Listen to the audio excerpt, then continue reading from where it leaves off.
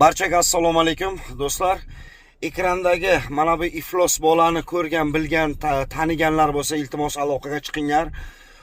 Bu haromvachcha через Meksika orqali Amerikaga borib olib, 1 so'm 2 so'm o'sha umriga ko'rmagan pulni ko'rib, o'zini yo'qotib qo'yib, do'stlar hozirda o'sha o'zini sotsial setlarida butun musulmonlarni haqorat qilgan holatda Qur'onni oyoq osti qilib, uni do'stlar urib, tepib, oxiri unitazlar, ya'ni tualetlarga tashlab, ustidan peshob qilib, bu haromni oxiri yondirdi. Qur'onni yondirgan bu o'zbek yigitini ota-onasi ko'rsin. Videoni maksimum tarqatinglar. Amerikada yurgan, ko'kragini ko'tarib, men musulmonman deb yurgan aka-ukalarga iltimosimiz. Men Instagramimda ham, YouTube kanalimda ham buni dalilini topib sizlarga tashlab beraman. Men efirimda, keyingi efirlarimda, keyingi videolarimda chiqaraman. Instagramda ham, YouTube'ga ham. Ism, familiya, otchество, qayerda tug'ilgan bu haromini men informatsiya topib beraman sizlarga.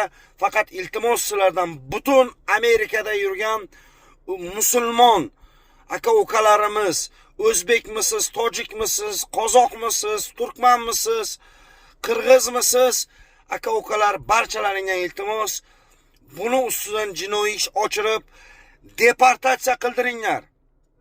Deport qildiringlar. Biz musulmonlar, biz o'zbek, tojik, qirg'izlar, O'zbekistonda yurganlar, Tojikistonda yurganlar, sizlardan, Amerikada yurgan akalarimizdan talab qilamiz. Bu haromini bizlarga topib beringlar va deport qildirib jo'natinglar. Videoni maksimum tarqatinglar aka-ukalar va marhamat, qilgan ishini ko'ringlar.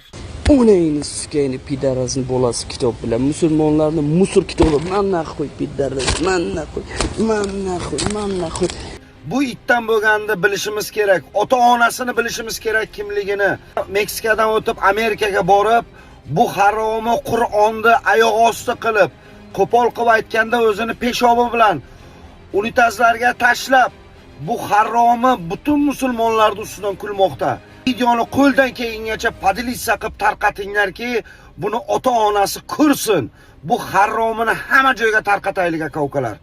O'zlaringiz ehtiyot qilinglar, faqat ko'rib qo'ysalaring, urmanglar, so'kmanglar. Buni Amerikada yurgan boyvachcha akalarimizdan iltimos, musulmon akalarimizdan iltimos.